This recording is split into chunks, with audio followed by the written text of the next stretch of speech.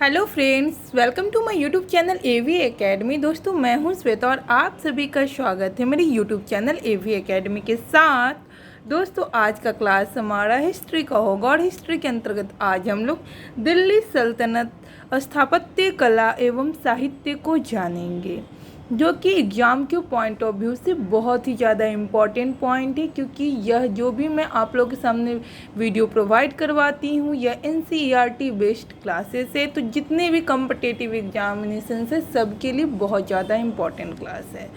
दोस्तों, मैं बता दूँ कि शाम 9:05 पे आपको NCERT बेस्ड क्लासेस मिलेगी और उसके अलावा शाम 6:05 पे आप लोगों को प्रीवियस ईयर क्वेश्चन जो खासकर BPSC में पूछी गई उसमें से मैं हिस्ट्री और ज्योग्राफी अल्टरनेट करके रोज़ एक एक क्लास प्रोवाइड करवा रही हूँ, तो वो क्लास भी आप लोग ज़रूर करें। चलिए आज की क्लास को शुरू करते हैं। हमारा पहला पॉइंट से दिल्ली सल्तनत स्थापत्य कला एवं साहित्य के अंतर्गत दिल्ली का वह सुल्तान जिसने अपनी आत्मकथा लिखी थी, तो फिरोज शाह तुगलक जो है जो अपनी आत्मकथा खुद लिखी थी।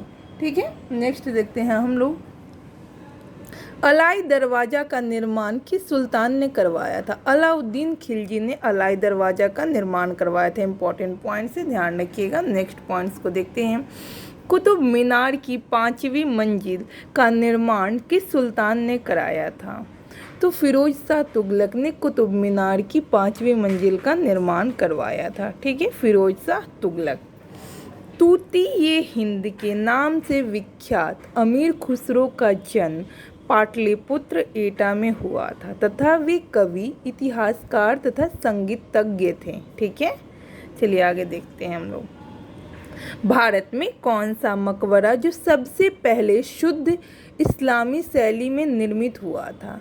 बलवन का मकबरा। ठीक है, जो सबसे पहले शुद्ध इस्लामी शैली में निर्माण किया गया था। ठीक है, नेक्स्ट पॉइंट्स को देखते हैं। किताब उल हिंद के लेखक का क्या नाम है? तो अलबुर्नी। इंपॉर्टेंट पॉइंट से देखिएगा, पूछा जाता है यहाँ से क्वेश्चन। किताब उल हिंद के लेखक का क्या नाम है? तो अलबुर्नी। ठीक है, आगे देखते हैं। अमीर खुसरो ने किस भाषा के विकास में अग्रगणी भूमिका निभाई? तो खड़ी बोली। ये भी इम्पॉर्टेंट पॉइंट्स है। खड़ी बोली की जो भाषा है खड़ी बोली, इसमें अमीर खुसरो ने क्या क्या अग्रगणी भूमिका निभाई थी। ठीक है, आगे देखते हैं हम लोग। सल्तनत काल के महत्वपूर्ण निर्माण कार्य को देखते हैं। ठीक है, एक तरफ है प्रमुख इमारतें और दूसरा है निर्माता, और यहाँ से भी क्वेश्चन पूछा जाता है, तो ध्यान रखिएगा। तो पढ़ते हैं हम लोग। कुतुब मीनार। कुतुब मीनार का जो निर्माण करवाया निर्माता जो थे, जो कुतुबुद्दीन ऐबक जो है जो कुतुब मीनार का निर्माण करवाया। कुव्वत उल इस्लाम मस्जिद, इसका निर्माण कुतुबुद्दीन ऐबक ने ही करवाया। ठीक है। सुल्तान गढ़ी का मकबरा, इल्तुतमिश ऐबक। सुल्तानगढ़, अच्छा सॉरी, 2.5 दिन का झोपड़ा, पहले 2.5 दिन का झोपड़ा है। 2.5 दिन का झोपड़ा का जो निर्माण करवाया यह है कुतुबुद्दीन ऐबक। ठीक है, और सुल्तान गढ़ी का जो मकबरा है इसका निर्माण जो करवाया वह इल्तुतमिश है। ठीक है, तो ध्यान रखिएगा, उस टाइम में उल्टा बोल दी थी। तो सुल्तान गढ़ी का जो मकबरा है इसको इल्तुतमिश ने निर्माण करवाया, और 2.5 दिन का झोपड़ा कुतुबुद्दीन ऐबक ने इसका निर्माण करवाया। क्वेश्चन पूछता है, इंपॉर्टेंट है 2.5 दिन का झोपड़ा। नेक्स्ट है इल्तुतमिश का मकबरा, तो इल्तुतमिश। ठीक है, हौज ए शमशी व शमसी ईदगाह का निर्माण जो है जो इल्तुतमिश द्वारा किया गया। ठीक है, हौज शमशी और शमशी ईदगाह। ठीक है, बलवन का मकबरा, बलवन द्वारा निर्माण करवाया गया। सीरी का मकबरा, अलाउद्दीन खिलजी द्वारा। हौज अलाई का मकबरा, अलाउद्दीन खिलजी द्वारा निर्माण करवाया गया। ठीक है, जमात खाना मस्जिद का निर्माण जो अलाउद्दीन खिलजी द्वारा करवाया गया। ठीक है, आगे देखते हैं हम लोग। हजार सितून का जो निर्माण है यह भी अलाउद्दीन खिलजी द्वारा करवाया गया। अलाई दरवाज़ा का निर्माण भी अलाउद्दीन खिलजी द्वारा किया गया। ठीक है, आगे देखते हैं हम लोग। ऊखा मस्जिद, ऊखा मस्जिद का निर्माण मुबारक शाह खिलजी द्वारा किया गया। ठीक है, तुगलकाबाद का किला, इसका निर्माण गयासुद्दीन तुगलक ने किया और गयासुद्दीन तुगलक का मकबरा मोहम्मद बिन तुगलक द्वारा किया गया। गयासुद्दीन तुगलक का मकबरा जो मोहम्मद बिन तुगलक द्वारा निर्माण किया गया। ठीक है, नेक्स्ट पढ़ते हैं हम लोग। नेक्स्ट है हमारा इसमें ग्रंथ के लेखक। ठीक है, ग्रंथ का नाम और लेखक का नाम जानते हैं। तो संगीत राज, इसके लेखक है राणा कुंभा। रागमाला, इसके लेखक है पुंडरीक विट्ठल। तालुज मासीर, इसके लेखक है हसन निजामी। तारीख़ दिल्ली, इसके लेखक है खुसरो। तारीख़ मुहम्मदी, मोहम्मद विहमद खान। तारीख़ हिंद, इसके लेखक है अलबुर्नी। तारीख़ हिंदी के लेखक है अलबुर्नी। ठीक है, नेक्स्ट पॉइंट देखते हैं हम लोग। तारिक ए मुबारक शाही, इसके लेखक है याहिया बिन अहमद सरहिंदी। ठीक है, फतवा ए जहांदारी जियाउद्दीन बर्नी। खजाइन उल फुतूह अमीर खुसरो। तारिक ए फिरोज शाही के लेखक है शम्स ए सिराज अफीफ। ठीक है, आगे देखते हैं हम लोग। तुगलकनामा, तुगलकनामा के लेखक है अमीर खुसरो। फुतूहात ए फिरोज शाही के लेखक है फिरोज शाह। तारिक ए यामिनी के लेखक है उत्बी और तबकात ए नाशिरी के लेखक है मिनहाज उस सिराज। ठीक है, नेक्स्ट है रेहला।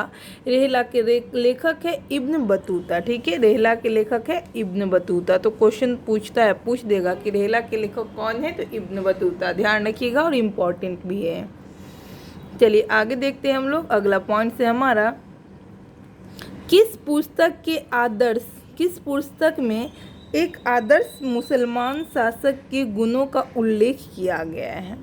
तो पुस्तक का नाम है फतवा ए जहांदारी। ठीक है, फतवा ए जहांदारी में। नेक्स्ट है दिल्ली के सुल्तानों ने किस भाषा को संरक्षण प्रदान किया?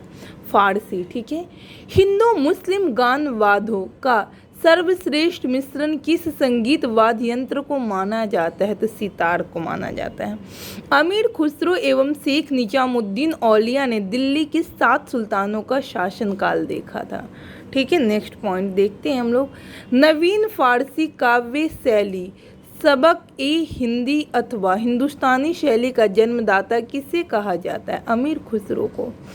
संगीत यंत्र तबला का आविष्कार किसने किया? अमीर खुसरो ने। ठीक है, नेक्स्ट पॉइंट्स को देखते हैं।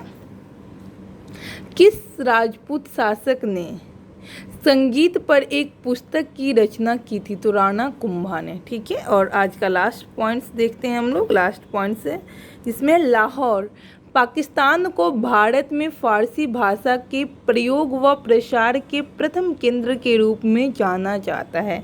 क्या कह रहा है? लाहौर जो भी वर्तमान में पाकिस्तान में स्थित है को भारत में फारसी भाषा का प्रयोग व प्रसार का प्रथम केंद्र के रूप में माना जाता था। ठीक है, माना जाता है। चलिए, तो इस तरीके से हम लोगों ने यहाँ पर दिल्ली सल्तनत के स्थापत्य कला एवं साहित्य के बारे में जाना। और दोस्तों यह क्लास बहुत ज़्यादा इम्पॉर्टेंट है, तो आप लोग क्लास को स्किप मत कीजिएगा और रोज़ाना क्लास कीजिए।